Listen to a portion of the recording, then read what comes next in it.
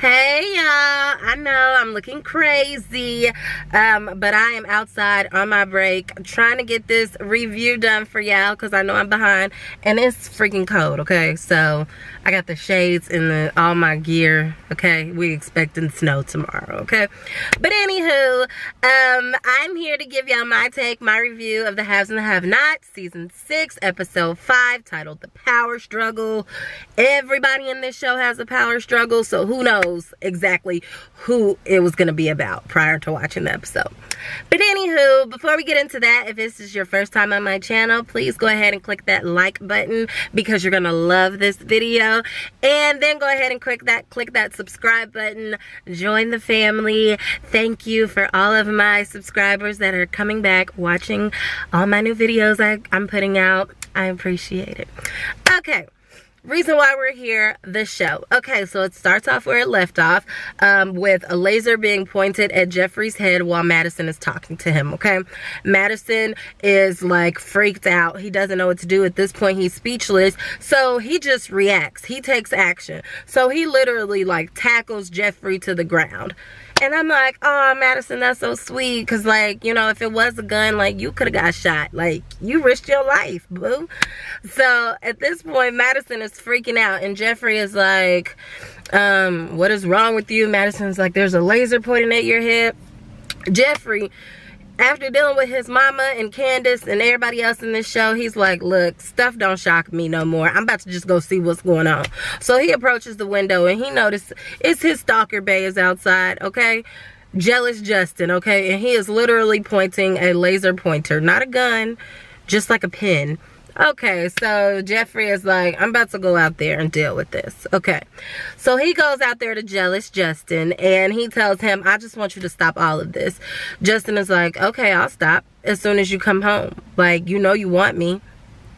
And Jeffrey is like, I don't. I just want you to stop. Justin is like, okay, but so like, what do you expect me to do without you? Like, I literally cannot live without you. Like, if I can't have you, he's definitely not gonna have you.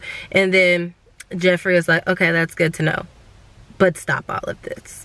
He really doesn't have many words for him at this point because his words mean nothing. So, whatever. Okay, so Jeffrey walks back into the house. Still super calm. Justin's still standing outside. And he walks back in and Madison is like, so you're okay with all of this? And we need to get a restraining order, okay? First thing in the morning. I've warned you about him several times. Like, this has to stop. So at that point, Jeffrey agrees. He don't feel like really talking to Madison or talking to Justin. He's just like, okay, we can get it first thing in the morning, but right now I want to get some sleep, so I'm going to sleep. Even with Stalker Bae being outside, I need to catch some Z's. Okay, so now we have Candace, okay? Candy Cane. She arrives at the Iron Bone Bar, okay? Remember last week's episode, she wanted to meet Mitch up to the bar. We're assuming for money because she only wants to meet people when it comes to talking about money or getting money. So she goes up there and of course she brings up the usual money. Pause. Don't she get tired of this? Like literally from the beginning of the show, she's always like wanted or needed money. You have pulled all these schemes and still ended up with nothing.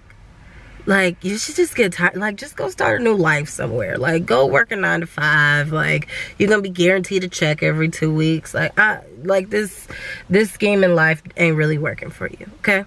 But anywho, so she tells him she specifically needs the money out of Benny's joint bank account with her mother. And so she basically explained to Mitch like the whole family issue with $8 million. Mitch had already known about it. He just didn't tell her how he knew about it. But of course he knows from his family and word on the street. Okay, so basically she's like, I need that money. Benny wouldn't sign off on it, yada, yada, yada. So then Mitch updates Candace and was like, okay, well, I got some information you don't know. I know about the Malones, I know about Jim Cryer, and I know about the surgeon, okay? And my family was not the family that attacked your brother, okay? There's actually two families going against him now. My family and Jim Cryer, okay? Jim Cryer, that man is crazy. Candace is like, boy, bye, okay? I done had too many run-ins with Jim Cryer.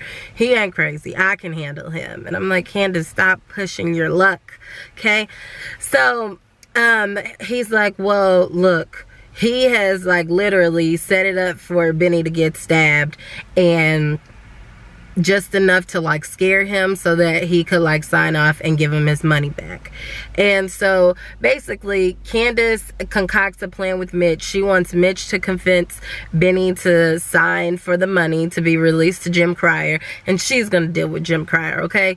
She has like conned him out of money before several times, so she feels like she can easily do it again. Okay, so then she leaves. When she leaves, one of the Malone family members that was sitting in the bar, he was like already like irritated when Candace walked in, clearly because she's black. But when she walked out, he comes looking at Mitch like, dang, you doing this again?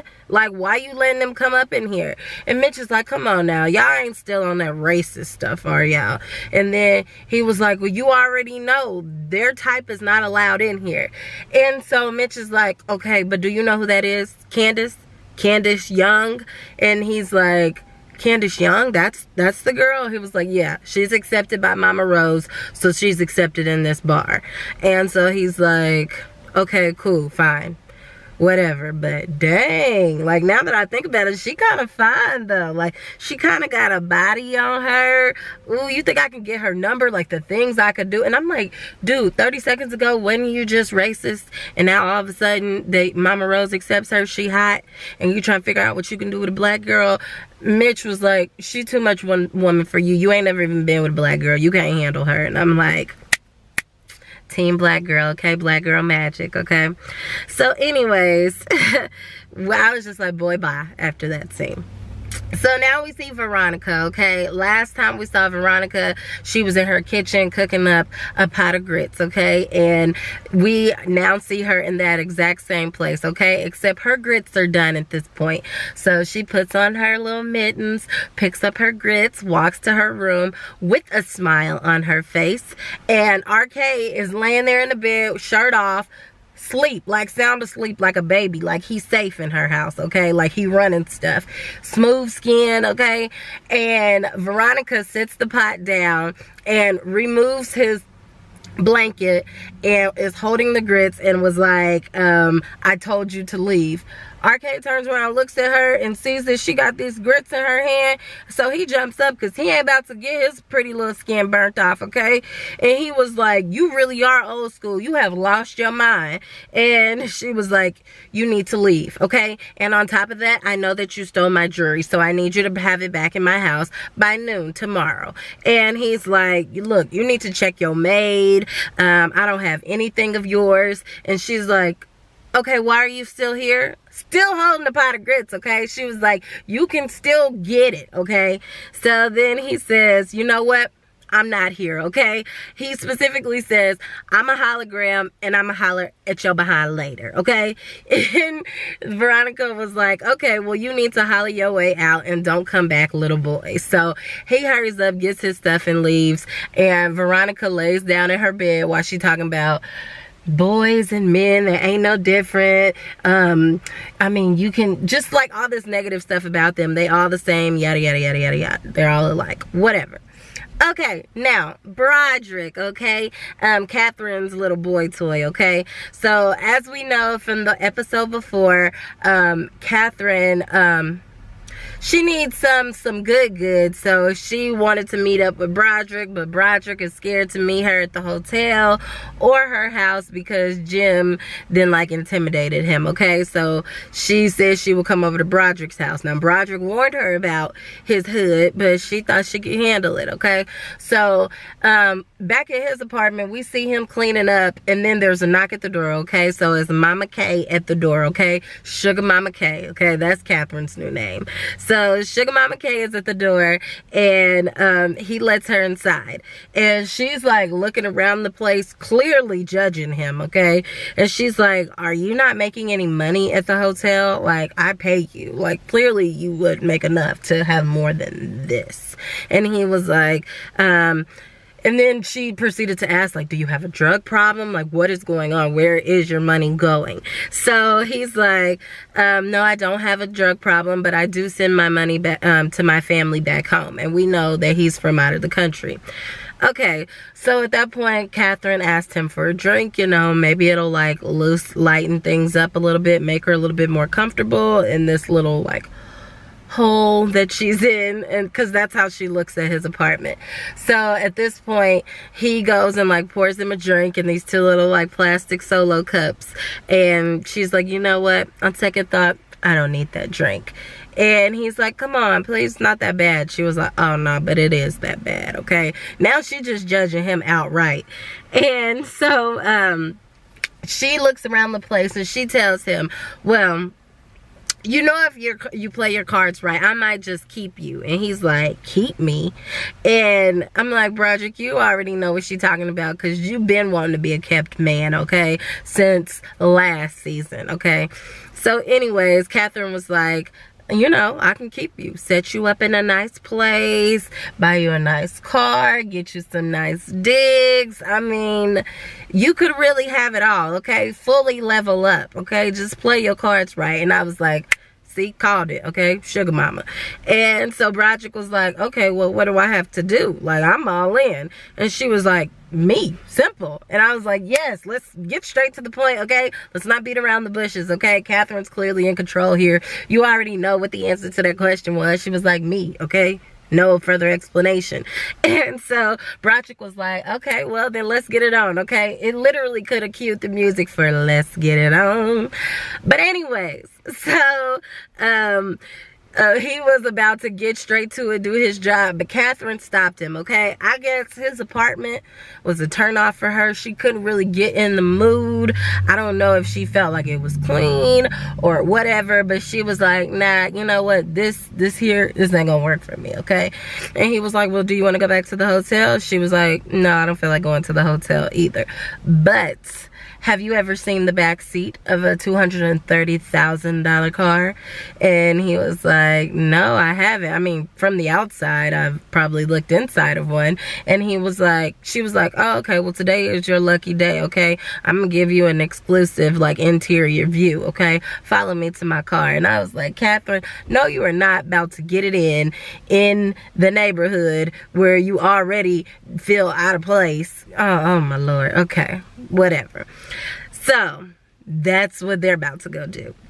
Now, back at Sarah's apartment, okay? So, when we saw Sarah in last week's episode, the last time we saw her, she got out of her car and Wyatt was like beating on her trunk to get out.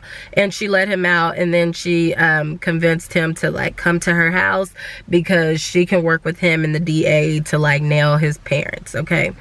And she like promised him like money and drugs and all of that. Okay, so now they're at Sarah's apartment, okay? Wyatt is pacing back and forth, okay? He clearly like is like fiending right now.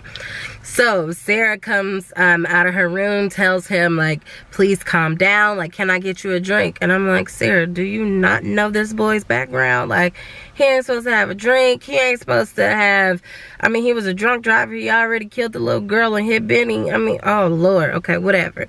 And so Wyatt was simply like, no, I want my money and I want to fix, okay? I'm gonna be direct with you. So she was like, what did she say? Yeah, sorry, I got lost for a second. Okay. So she tells him like she needs him just to stay for a little while. She promises she's gonna get him his money and to just like sit tight for a minute. At this point, I'm assuming she must have the DA on their way over to like question him or whatever. Okay, so Wyatt asked her, well, like, do you have anything? And she was like, I mean, I got some pain pills. He's like, okay, well, go get them. Y'all know he's a butthole.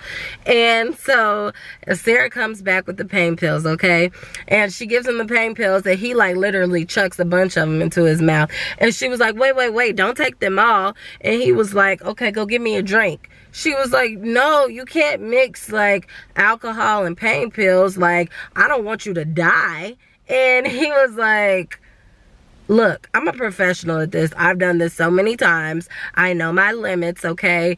I know my tolerance levels. I can handle this. Now go and get me a drink. And I'm like, okay, your only plan, Sarah, is, well, I don't know, because Wyatt really don't die. But this would be the bad timing for him to actually die because you need him. But whatever. So he takes the pain pills and he like disappears into the bathroom. Meanwhile, there's a knock at the door and George, the DA, shows up with some police with him. And so when he shows up, he immediately asks Sarah, where's the bullet? And she was like, okay, I don't have the bullet, but I do have Wyatt Cryer. And he was like, okay, but I don't need Wyatt. I need the bullet. And she was like, well, you could just arrest him and then like force him to testify against his parents. And then he was like, I don't have grounds to arrest him. You know what? Like, I'm gonna just arrest you because I'm sick of this. You've been wasting my time, okay? And so at this point, like, Wyatt comes out of the bathroom and she's still like, please just arrest him, like check him. So she was trying to keep him there to set him up to get arrested. And so she was like, check him, I'm sure he has cocaine in his pocket. And Wyatt was like, no, I don't. Like, I've been trying to get drugs this whole time. And so Sarah was like, please check his pocket, check him. And so of course Wyatt just digs in his own pocket and pulls out, what is this? A little bag of cocaine. And clearly she planted it on him. So he pulls out this little bag of cocaine and was like, what? I didn't even know this was here. Like, you put this in my pocket? Like, what? I could have been getting high this whole time. And this is literally how he's reacting. So at this point, he starts opening up the bag of drugs, pouring it on the counter like he was about to get started. And George, the DA, was like, hello, I'm the DA. And then Wyatt was like, okay, I don't care if you're the DA, SA, MA, whatever. Like, at this point, he just really does not care, okay?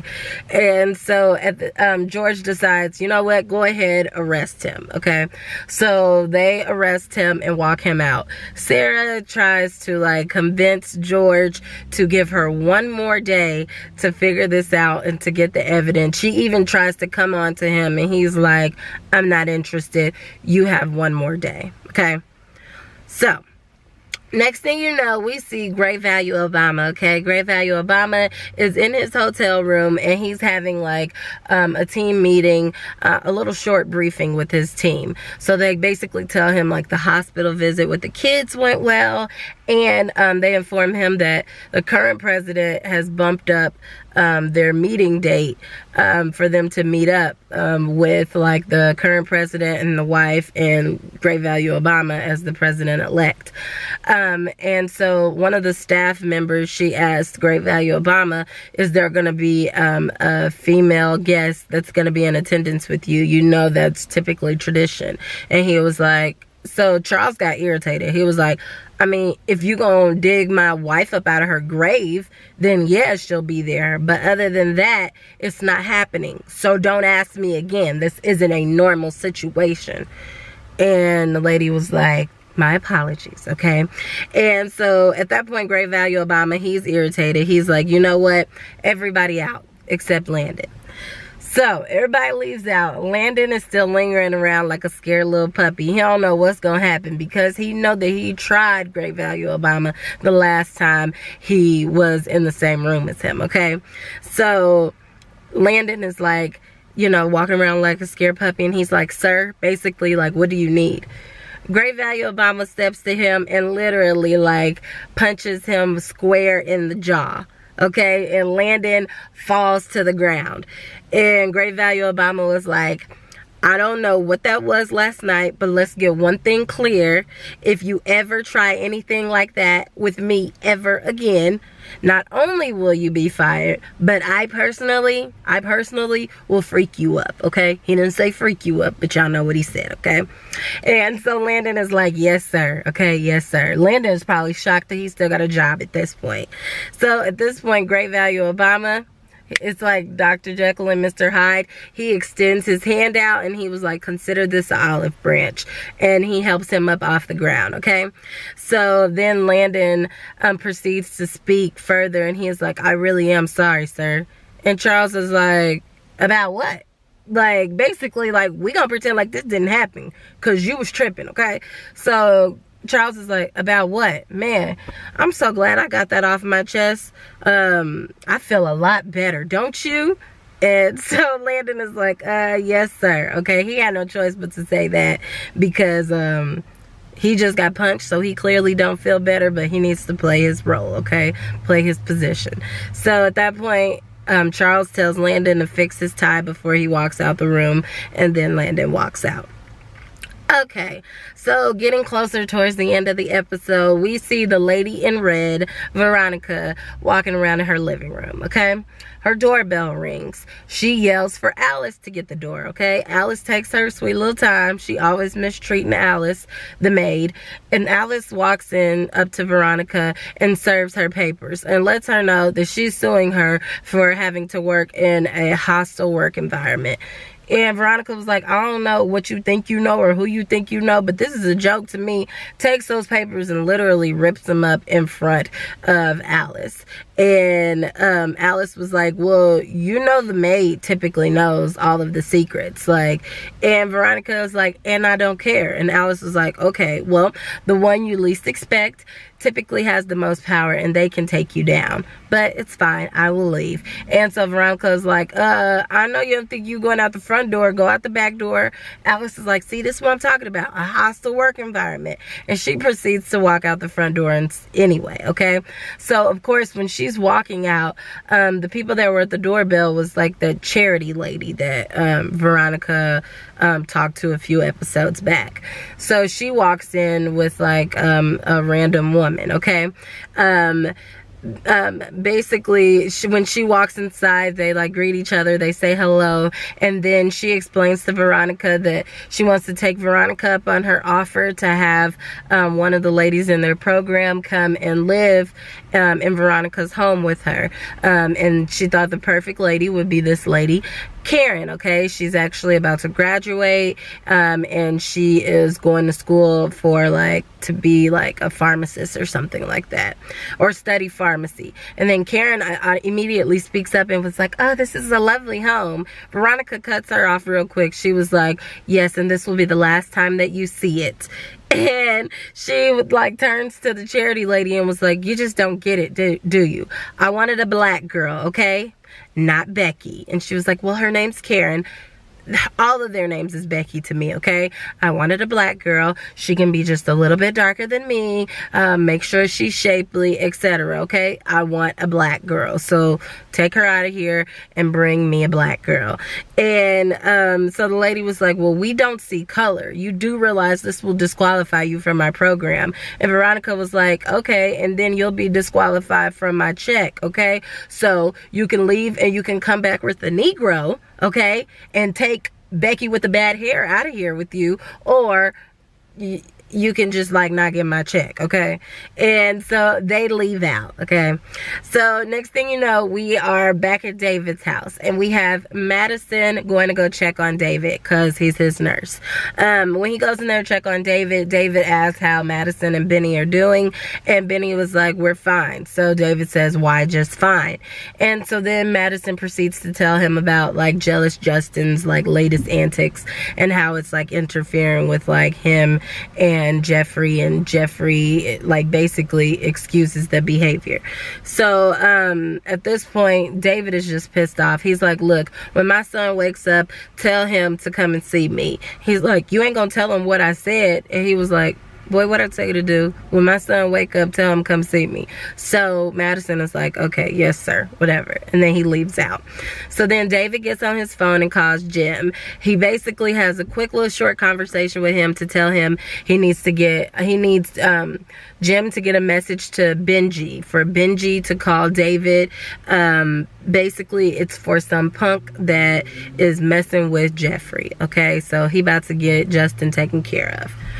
Okay, heading towards the end of the episode, we have Jim. He shows up to Sarah's apartment because he's trying to see where Wyatt is. He roughs her up a little bit, has her against the wall. She denies knowing of his whereabouts until he basically like chokes her out, and she was like, okay, he's with the DA, blah blah blah blah blah. And Jim is like, you know what, it's a shame that you're dead, okay? It's a no-win situation for you, you little pretty thing, okay? You're dead, and leaves out. Okay, so that was a threat. So now we have Hannah, ending scene. Hannah walks into her room to check on poor little baby Benny, okay, with his grown self, and she tells him she made his favorite breakfast. Well, of course, he got to complain about Derek, okay, like, I'm tired of him coming over here, stop having him up in here. And Hannah is like, boy, bye, okay, I really like Derek. Yada yada yada. Benny is still mad, but the doorbell rings. Okay, so saved by the bell, Hannah goes downstairs to answer the doorbell. Who is at the door? Mitch. Okay, Mitch comes in. Hannah asks for updates on the whole situation. Of course, he lies to her and says, oh no, my family's not after Benny anymore. And she's like, okay, great. And he said, yeah, they took back the money and everything. Great. So then Benny goes upstairs to go check on, Mitch goes upstairs to go check on Benny. So when they're up there talking, Hannah is literally eavesdropping in the hallway the entire time. But basically, Mitch updates Benny and confirms that it wasn't his family that stabbed him, and that it was actually, he knows about the $8 million. He didn't tell him how he knows, but he says that it was Jim Cryer and he wants his money. So Hannah comes out of nowhere and was like, what did you just say? Like, what? Like, that's literally all she said. Like, what did you just say? But she's basically insinuating like, oh, Jim got the wrong one. Okay, but anyways, y'all, I hope y'all enjoyed. Please like, comment, subscribe. Let's have some conversation below, and I will see y'all in my next video. Bye.